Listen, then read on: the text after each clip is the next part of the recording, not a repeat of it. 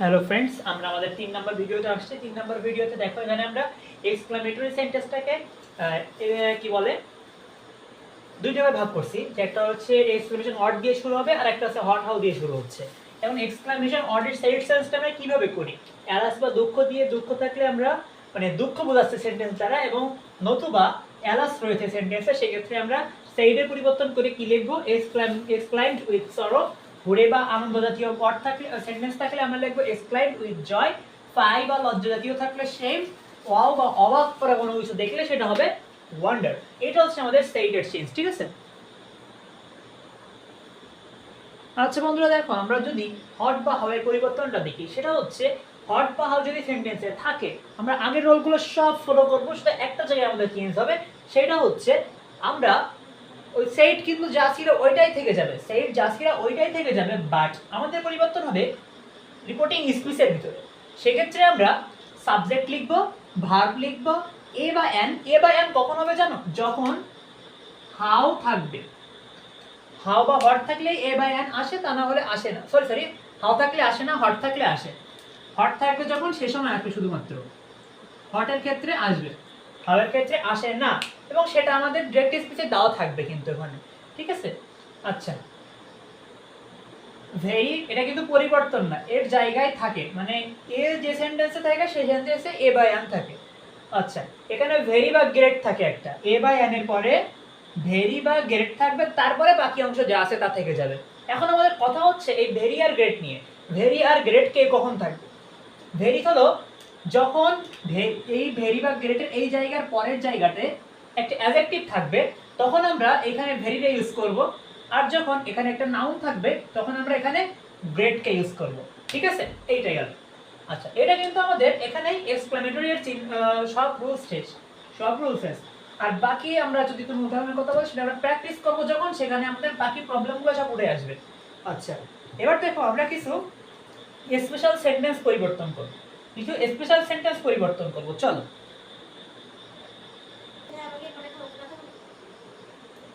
আচ্ছা বন্ধুরা, দেখো আমরা এখানে একদম মানে স্পেশাল সেন্টেন্স লিখছি। এই সেন্টেন্সগুলো তুমি দেখো একটুখানি কষ্ট করে খেয়াল করবা, যে যখন আমরা এরকম পাবো হ্যাপি বার্থডে আছে, তো হ্যাপি বার্থডে আছে, তখন এই সেন্টেন্সটা আমরা কিভাবে চেঞ্জ করব?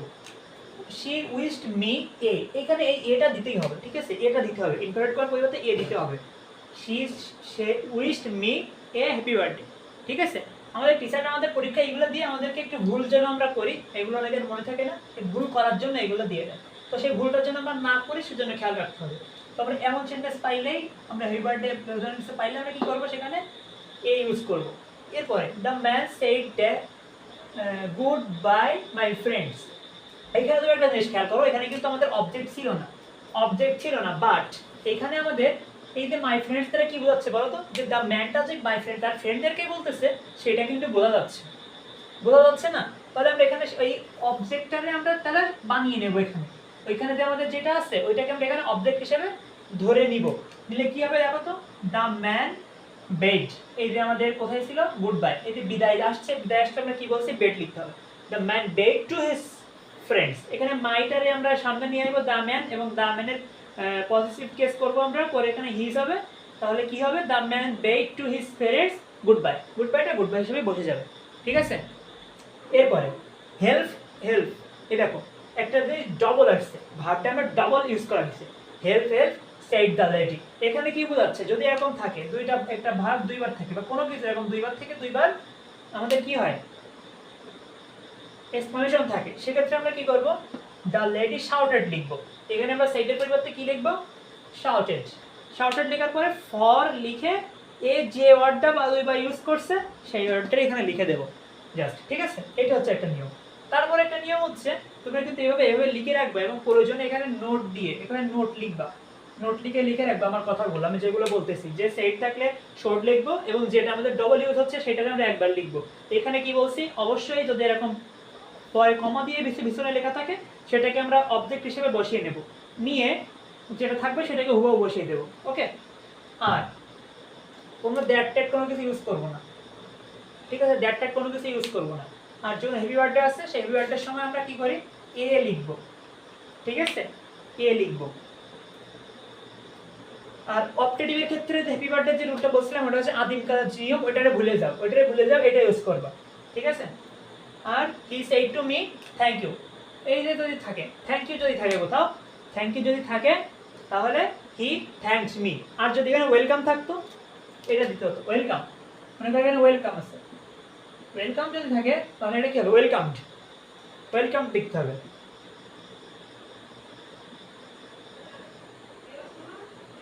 ওয়েলকামড, ঠিক আছে। এই হচ্ছে আমাদের এই বেসিক সেন্টেন্স, এগুলো আমরা একটুখানি দেখবো, এগুলো আমরা একটুখানি মনে রাখবো।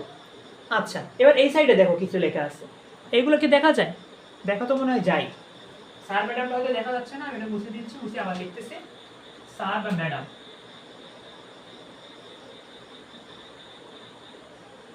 বাক্যের ভিতরে যদি স্যার বা ম্যাডাম থাকে, ঠিক আছে, কি থাকে স্যার বা ম্যাডাম থাকে, তাহলে স্যার বা ম্যাডাম থাকলে তার পরিবর্তে আমরা উইথ রেসপেক্টফুলি লিখবো, এবং সেটা কোথায় লিখবো সেটা আমরা রিপোর্টিং ভার্বের আশেপাশেই লিখতে হবে, মানে কোটেশনের বাইরের অংশে লিখতে হবে। যেমন তোমাকে লেখা আছে, আমরা উদাহরণটা এখানে লিখি, এটা একদম মুছে দিচ্ছি, এটা মুছে দিচ্ছি, দেখো মনে করো তোমার আছে he said sir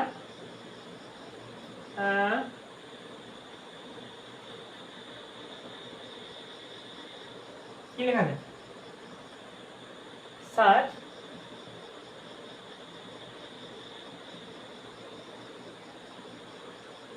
give me a book, ঠিক আছে। তখন এই ক্ষেত্রে আমরা কি করতে পারি বলো, এই সেন্টেন্সটাকে আমরা কিভাবে চেঞ্জ করতে পারি? এখানে আমরা বলতে পারি হি, যেহেতু এটা আমাদের কি বলতো এক্সক্লেমেটরি সরি ইম্পারেটিভ সেন্টেন্স, এবং অনুরোধ করা হচ্ছে, স্যারকে তো আদেশ করা যায় না স্যার বই দেন, এবারে তো হুমকি টুমকি দেওয়া যায়, স্যারকে অনুরোধ করতে হয়, আমরা রিকোয়েস্ট লিখব, he requested, he requested to his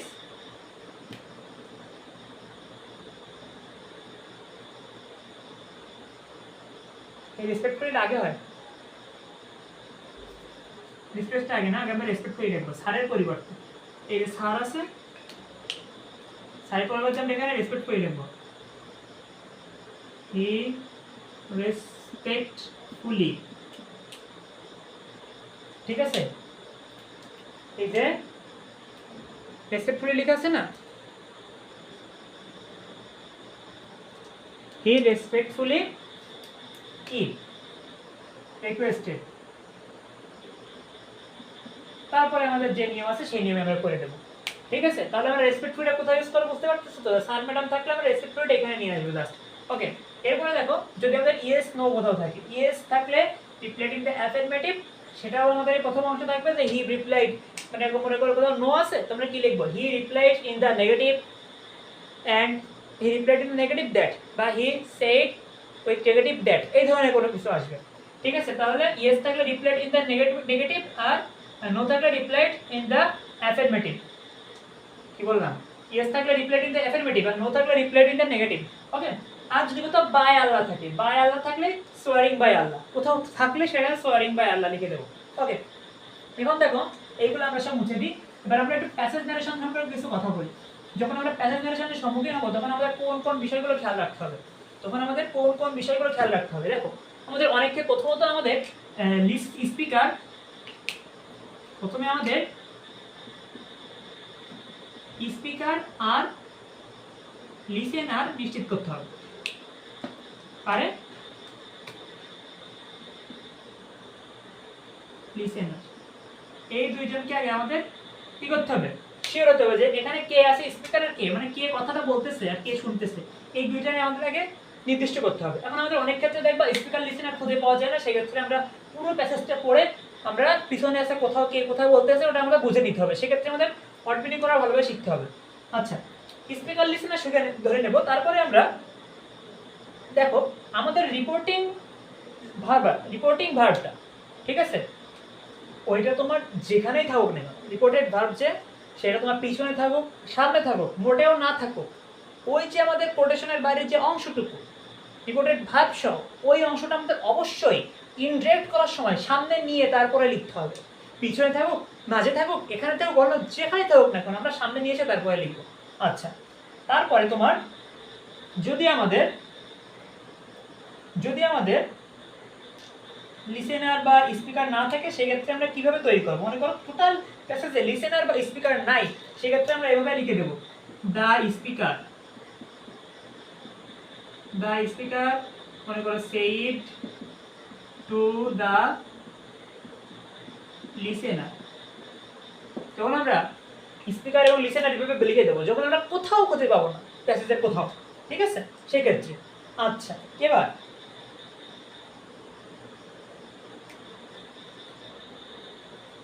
মনে করো তোমাকে কেউ কোশ্চেন করতেছে, স্পিকার লিসেনারকে কোশ্চেন করতেছে হোয়ার আর ইউ ফ্রম, এরকম একটা কোশ্চেন আছে যে দ্য স্পিকার সেইড বা আস্কড দ্য লিসেনার, নাম থাকবে বা হি থাকুক, আমি জাস্ট স্পিকার লিসেনার দিয়ে ধরে বলতেছি।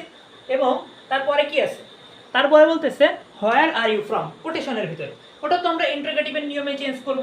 করার পরে ওর পরিবর্তে প্যাসেজ ভ্যারিয়েশনে কি থাকে, যে আমাদের লিসেনার ছিল সে এবার কি বলে যে মনে করো আই এম ফ্রম চট্টগ্রাম এরকম বলতেছে, বাট সেখানে তোমার লিসেনারের কথাটা just I am from tram লেখা নেই, মনে করো লেখা আছে আই এম ফ্রম খুলনা, সেটা তোমার শুধুমাত্র কোটেশনের ভিতরে খুলনা লেখা। আগের লাইনটা ছিল কি হোয়ার আর ইউ ফ্রম, এখন রিপ্লাইং আর একজন বলতেছে জাস্ট খুলনা। এখন এইখানে খুলনা মানে কি বোঝাচ্ছে, সে বলতেছে না যে আই এম ফ্রম খুলনা, এই কথাটাই তো বলা উচিত, সে জাস্ট খুলনা বলছে। আমাদের সচরাচর যখন আমরা বলি তোমার বাসা কোথায়, তুমি কি বলবা যে আমার বাসা খুলনা, এটা কিন্তু কেউ বলে না, জাস্ট বলে খুলনা, কুষ্টিয়া, বরিশাল, চট্টগ্রাম, সিলেট, এরকম। ঠিক এরকমই কেউ একদম বলতে জাস্ট খুলনা। সেখানে আমরা চেঞ্জ করার সময় কিন্তু শুধু খুলনা লিখবো না, ওইখানে খুলনার জায়গায় আমরা টোটাল কোশ্চেনের অ্যান্সারটা ধরে নেব যে আই অ্যাম ফ্রম খুলনা, ধরার পর তারপরে আমরা এখানে চেঞ্জ করব, ঠিক আছে। এটা কিন্তু রাফে ধরে নিতে হবে। যেমন এরকম হোয়ার আর ইউ ফ্রম এর জায়গায় লেখা থাকলে পরে বলতে পারে what are you doing, what are you doing তুমি বলতেছো কি প্লেইং, ঠিক আছে। প্লেইংটা না আমরা ওটা ধরে নেবো কি আই অ্যাম প্লেইং, ঠিক আছে, ধরে তারপরে আমরা চেঞ্জ করব। ওকে, এই নিয়মটা বুঝতে পারছো তো? এবার দেখো, এবার যে কথা তোমাদের স্মরণ করিয়ে দেবো সেটা হচ্ছে তোমাদেরকে আমি এইটা ছবি তুলে পাঠিয়ে দেবো, ঠিক আছে। এই যে কথাগুলো আমি প্যাসেজ নারেশনের নিয়ম হিসেবে বলতেছি এইটুকু। ওকে, এবার দেখো যদি একই ব্যক্তি পরপর প্রথমবার কথা বলে, প্রথমবার একই ব্যক্তি মনে করো পরপর 3-4 বার কথা বলতেছে, প্রথমবার তো কিছু বলা লাগে না, দ্বিতীয়বার হইলে দ্বিতীয়বার বললেই এগেইন যুক্ত হবে। He again asked that, she again said that, ঠিক আছে, এরকম বলতে হবে। আর তৃতীয়বার যদি হয়, তৃতীয়বার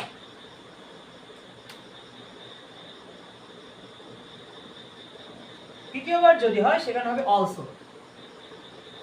চতুর্থবার যদি হয়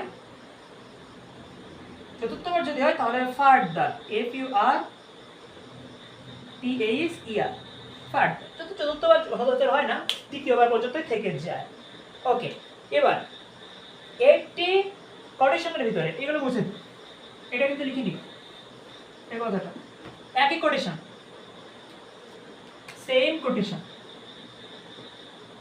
কোটেশনের মধ্যে দুইটি সেন্টেন্স, সেম কোটেশনের ভিতরে দুইটি সেন্টেন্স যদি পাও, যে সেম কোটেশনের ভিতরে দুইটা সেন্টেন্স একই লোক বলতেছে বাট দুইটা সেন্টেন্স, এই দুইটা সেন্টেন্স যদি হয় তাহলে আমরা দুইটা সেন্টেন্সকে দুইবার নিয়ম অনুসারে পরিবর্তন করব, বাট ওই দুইটা সেন্টেন্সের মাঝখানে অ্যান্ড লিখব। তবে শর্ত হচ্ছে, অ্যান্ড লেখার জন্য শর্ত হচ্ছে এই সাইডে যদি মনে করে অ্যাসেপ্টিভ সেন্টেন্স থাকে, এই সাইডে অ্যাসেপ্টিভ সেন্টেন্সই হতে হবে। সেন্টেন্স যদি দুইটাই একই ধরনের হয় তাহলে আমরা মাঝখানে জাস্ট অ্যান্ড যোগ করে বাকিটা বাকিদের নিয়ম অনুসারেই পরিবর্তন করতে হবে। আচ্ছা, এবার যদি সেম না, এবার মনে করো দুইটা সেম সেন্টেন্স না, দুই ভাষা, এই ভাষা মনে করো অ্যাসেপ্টিভ আছে আর এই ভাষা ইন্টারোগেটিভ আছে, অ্যাসেপ্টিভ আছে ওই পাশে ইন্টারোগেটিভ আছে। যদি হয় তাহলে অ্যান্ড দেন লিখতে হবে। কি লিখতে হবে? অ্যান্ড দেন, অ্যান্ড লিখবো, তারপরে আবার দেন লিখবো, অ্যান্ড দেন লিখবো। যদি দুই সাইডে দুই রকম সেন্টেন্স থাকে তাহলে অ্যান্ড তারপর দেন, আর যদি দুই সাইডে সেম থাকে জাস্ট অ্যান্ড লিখে যোগ করে দেবো। আর বাকি দুই সাইডের পরিবর্তন কিন্তু ওদের যে নিয়ম সেই নিয়মেই হবে। ওকে, এরপরে আমাদের যেটা ঠিক থাকতে হবে আর কোনো কিছু নাই। এবার আমাদের একটা জিনিস দেখবো, অ্যাড্রেসিং সম্বোধন, মনে করো সম্বোধন, এটা আলাদাভাবে লিখি, এটা কিন্তু ইম্পর্টেন্ট একটা কথা, সেটা শেষে এসে বলতেছে, একদম শেষ টুল আমাদের। সম্বোধন করলে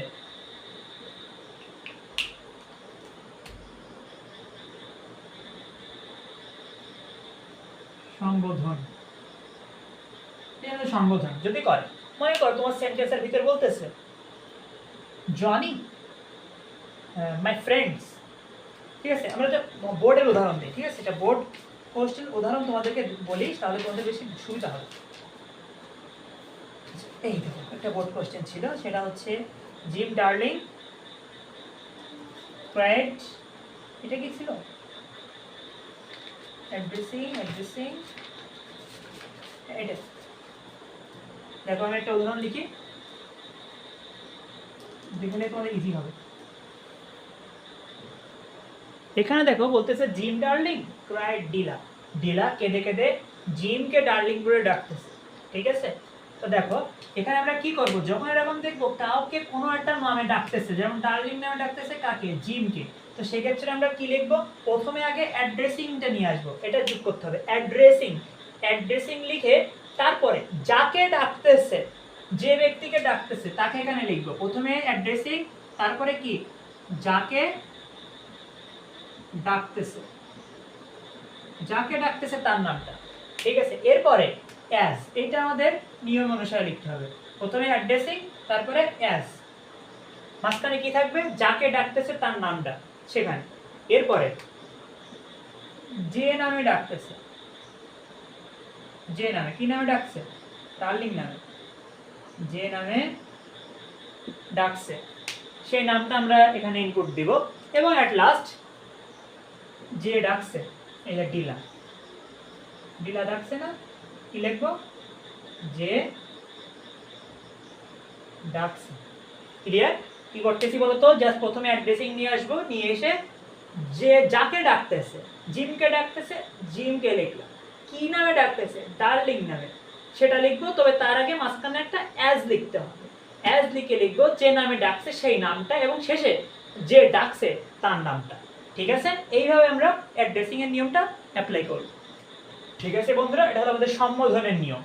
আচ্ছা, তাহলে আমাদের কিন্তু ন্যারেশন শেষ, আমরা তোমাদেরকে পিডিএফ দিয়ে দেবো, প্র্যাকটিস পিডিএফ, ওখান থেকে ওইগুলো তোমরা সব কমপ্লিট করবা, সলভ করবা, করে আমাদেরকে দেখাবা ইনশাল্লাহ। তাহলে আমরা ন্যারেশন ক্লাস এখানে শেষ করতেছি, আমরা 2টা ক্লাস করার কথা ছিল, আমরা 3টে ক্লাস করতে হলো আমাদের, তাই না। মাঝখানে এই ক্লাসটা কিন্তু পরপরে আমরা আপলোড দিচ্ছি, এবং এটা জাস্ট একটা এমনি আমি মাঝখানে শর্ট করছিলাম ভিডিওটা, যাতে তোমাদের অসুবিধা না হয়, তাই জন্য। ওকে, আমি দ্বিতীয় ভিডিও লাস্টে ওটা আমরা ঠিক আছে এতে বলে দেবো, সমস্যা নেই। তাহলে আজকে এই পর্যন্তই থাক, আল্লাহ হাফেজ।